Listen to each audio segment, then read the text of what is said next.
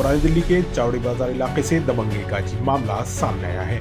मामला 25 तारीख का बताया जा रहा है, जहां पीड़ित ने जामा मस्जिद थाने में अपने साथ हुई मारपीट के खिलाफ मुकदमा दर्ज कराने को लेकर भटकना पड़ रहा है।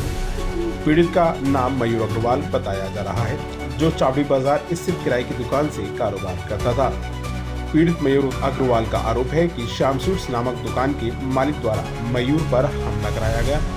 पीड़ित ने डायल 112 पर कॉल भी की, लेकिन सेंट्रल डिस्ट्रिक्ट पुलिस द्वारा दोषियों पर कार्रवाई नहीं की गई। सर, मैं दुकान के अंदर बैठा था और जैसे ही मैं दुकान के अंदर बैठा था, मेरे पास श्याम स्वीट्स वाले आ गए कि भाई दुकान की चाबी दो। मैंने सर मेरे को दुकान से सामान निकालने दो, फिर मैं आपको चाबी दे देता हूँ। उन्होंने 30 से 40 बंदे बुलाए और मेरी दुकान के अंदर घुसे। मेरे सोने की चैन, 4.5 से 5 लाख रुपए कैश और मेरे दोनों मोबाइल उन्होंने छीन लिए मुझसे, और जो भी सामान था वहाँ पर वो सब बाहर फेंक दिया। अधिकतर बंदों को मैं जानता हूँ। श्याम स्वीट्स वाले थे, खुशबू कार्ड वाले थे और इनका पूरा स्टाफ था। मेरे पास फरवरी 2025 में आ गए थे सर, और इन्होंने खाली करने के लिए मुझे बोली थी। जिसे नोटिस मुझे इनके वकील ने नोटिस भेजा था कि मुझे जवाब चाहिए। 15 दिन का टाइम दिया गया था, उसका जवाब मुझे देना था, लेकिन उसी बीच में ये सब काम हो गया। सर, सब मिली जुली भगत थी पुलिस वालों को लेकर के कि दुकान के अंदर सब लोग घुसे और इन्होंने ये सब काम करे। क्यों करे? क्योंकि मैं पुलिस के खिलाफ था। किस तरीके से खिलाफ थे? क्योंकि मैंने टेम्पू की कंप्लेंट कर रखी थी। टेम्पू की कंप्लेंट करने के बाद इनके पास ऊपर की जो कमाई आती थी वो कमाई बंद हो चुकी थी। मैंने इसके लिए डीसीपी के पास भी कंप्लेंट डाली थी। उन्होंने मुझे ही फंसाने की कोशिश करी सभी जगह। अच्छा, मेरी क्या चाहते हैं? मैं इस पे कार्रवाई चाहता हूँ। जो इन्होंने काम किया है, जो इन्होंने गुंडागर्दी करी है, ये आज मेरे साथ हुआ है, कल वो किसी के साथ ना हो। इन्होंने ओरली जो इन्होंने नोटिस भेजा मेरे पास, उन्होंने उसमें मेंशन किया कि ओरली बात हुई थी, हमने कोई एग्रीमेंट नहीं किया है, कोई कुछ नहीं किया है। लेकिन इनके नोटिस का मैं जवाब देता उससे पहले इन्होंने ये कार्रवाई करी। ये कार्रवाई तो गलत की है ना।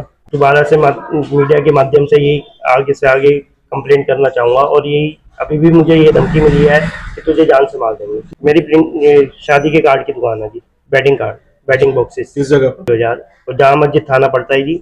और जामा मस्जिद थाना, हौसलाजी थाना, मैं इनकी कोई भी कंप्लेंट करता हूँ। इनकी मिठाई की दुकान है श्याम स्वीट के नाम से। इन्होंने इंक्रोचमेंट कर रखी है दुकान के आगे, पूरी रोड जाम कर देते हैं। मैं इनकी जब भी कंप्लेंट करता हूँ कोई कार्रवाई नहीं होती है। 112 नंबर पे मैंने कल भी कंप्लेंट कर रखी है, मैंने परसों भी कंप्लेंट कर रखी है। और वहाँ पर जैसे ही पुलिस आती है वो कहती है ऐसा तो कुछ भी नहीं है, इनकी कोई टेबल नहीं है, कोई कुछ नहीं है। बाकायदा मेरे पास उस टाइम की वीडियो है। पुलिस वाले सब मिले हुए हैं इनसे।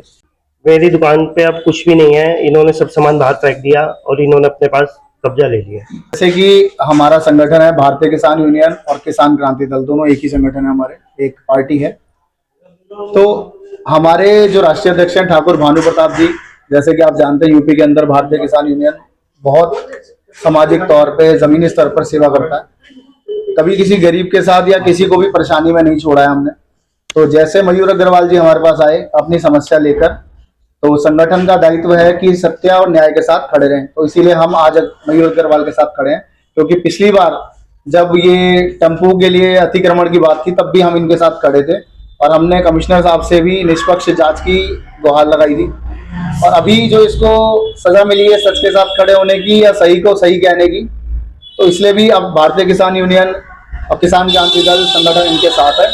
और अभी दोबारा हमने अपील करी है एसीपी साहब, एसएचओ साहब, डीसीपी साहब से कि इस मीडिया के माध्यम से कि आप अभी भी इसकी निष्पक्ष जांच करें कि आपके होते हुए, प्रशासन के होते हुए यह अन्याय कैसे हो रहा है और दिल्ली जैसे राज्य के अंदर। तो यही आपसे प्रार्थना है कि आप इसकी न्यायिक और जांच करें। जो करंट जो मामला सामने आ रहा है वो मयूर अग्रवाल जी के साथ मारपीट का आ रहा है और इनका सामान दुकान में फेंकना, रॉबरी का, ये 3-4 मुद्दे अभी सामने आ रहे हैं। जो कि मेरा मानना है कि जिस क्षेत्र के अंदर थाना है आपका, थाने से बिल्कुल 100-150 मीटर, चौकी से 100 मीटर की दूरी के अंदर ही ये घटना घटित हुई है। तो प्रशासन सो रहा है, प्रशासन को नहीं दिख रहा। 112 नंबर पे कॉल करने के बाद भी अगर प्रशासन जागरूक नहीं हो रहा दिल्ली जैसे क्षेत्र के अंदर, तो कैसे कोई व्यक्ति अपने आप को महफूज समझ सकता है दिल्ली के अंदर।